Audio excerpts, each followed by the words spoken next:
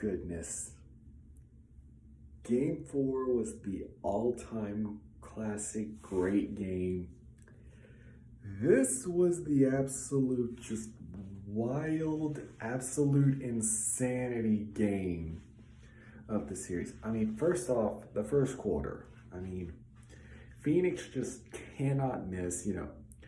When Jay Crowder hit that sidestep three, I was like, oh my God, don't tell me. Like, I straight up thought it was going to be a blowout.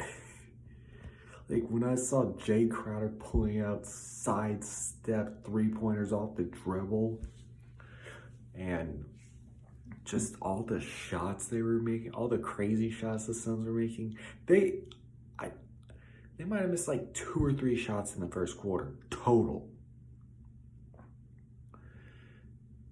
Then in the second quarter, the script flips.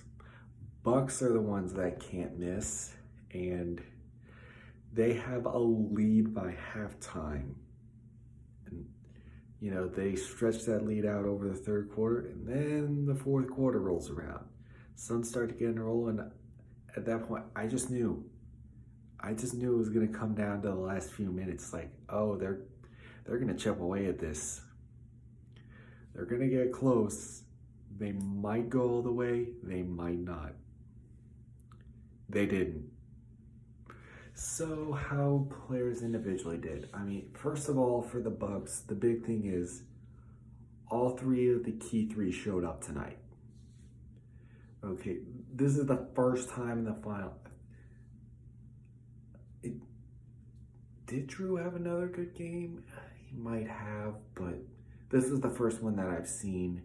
Chris Middleton had a good game. He was hitting some shots down the stretch while the Suns were going on their run.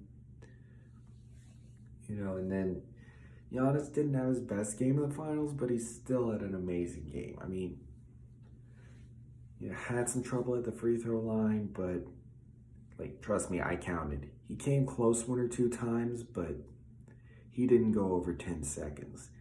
And the ones he did make, he was taking about 9 seconds. Although, that was the rhythm he had gotten into by the end of the game when he started missing again. Let's see. Role players. Again, Brook has been playing less and less in this series. I mean, he was okay when he was in the game. Bobby Portis, man.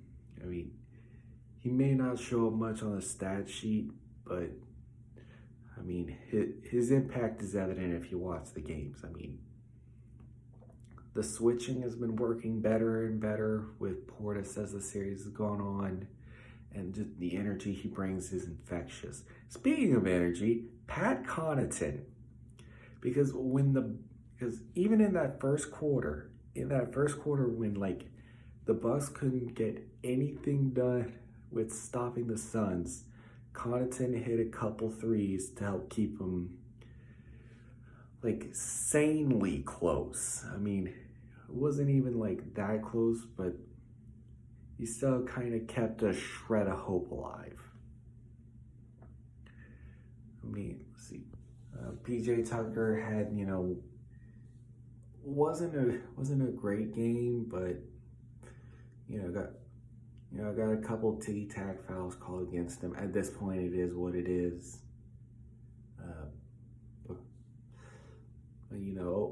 Overall, again, another good effort guy.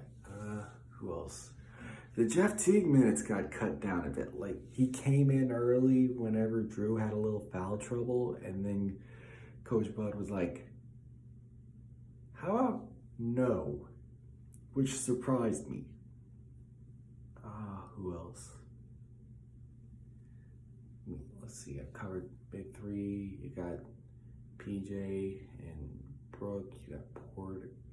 I think that's the whole rotation. For the Suns, I mean, Devin Booker, another really good game. I mean, got away with a few fouls, but at this point, I'm willing to just say it's the superstar treatment. He's officially getting the superstar treatment. Chris Paul, he had good moments. He had stretches where his impact wasn't really there, but seemed like overall he had a good game. Mikal Bridges didn't get a ton of opportunities, but when he did, he made the most of them. I already alluded to Jay Crowder. That sidestep three in the first quarter was crazy. It's like Jay Crowder just did that. Jay Crowder just did that. But let's see, DeAndre Ayton. I feel like this was one of his less impactful games of the finals. Like, I wouldn't say he had a bad game, but his impact wasn't really didn't feel like for me it was really there that much. I mean, he made a couple really good plays, like blocking shots and all that, but it wasn't really a huge impact guy. Off the bench, I mean, Cam Payne didn't really provide much, really. I mean, there were a few times, where he blew by guys because he's one of the fastest guards in the league, but other than that, nothing really. Cam Johnson, now, he did, play relatively well. He's been playing well in this series. Who else? Torrey Craig, Torrey Craig got his usual Torrey Craig minutes,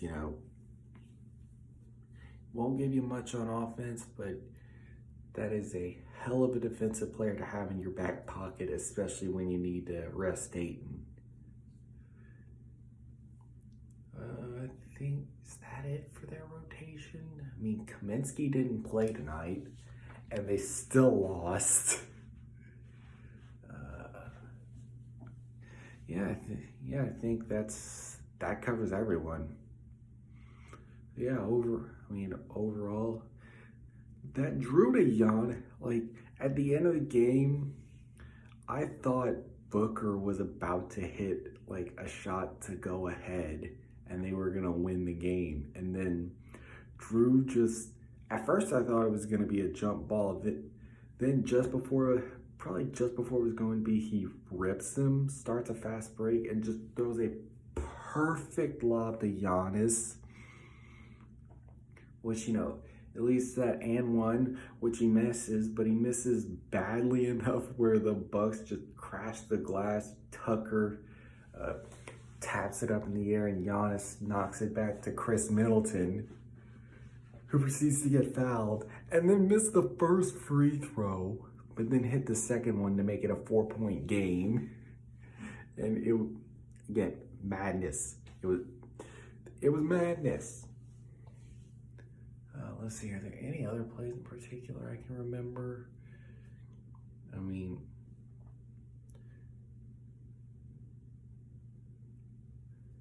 there were a few there were a couple of times, where, what was it, Drew would drive into the lane and then kick out to Bobby Portis or other guys. Obviously Connaughton being one of them. That worked out pretty all right. For the Suns, I mean, it really felt like in that game Bridges should have got a little more opportunity because, I mean, he was hitting basically all the shots he got. He just wasn't getting a lot of them.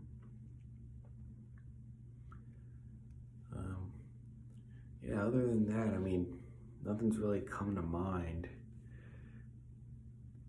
Just what a performance, man. The Suns came out on all cylinders, and then Drew Holiday, when Drew Holiday has a game like tonight, I call it his Uncle Drew mode.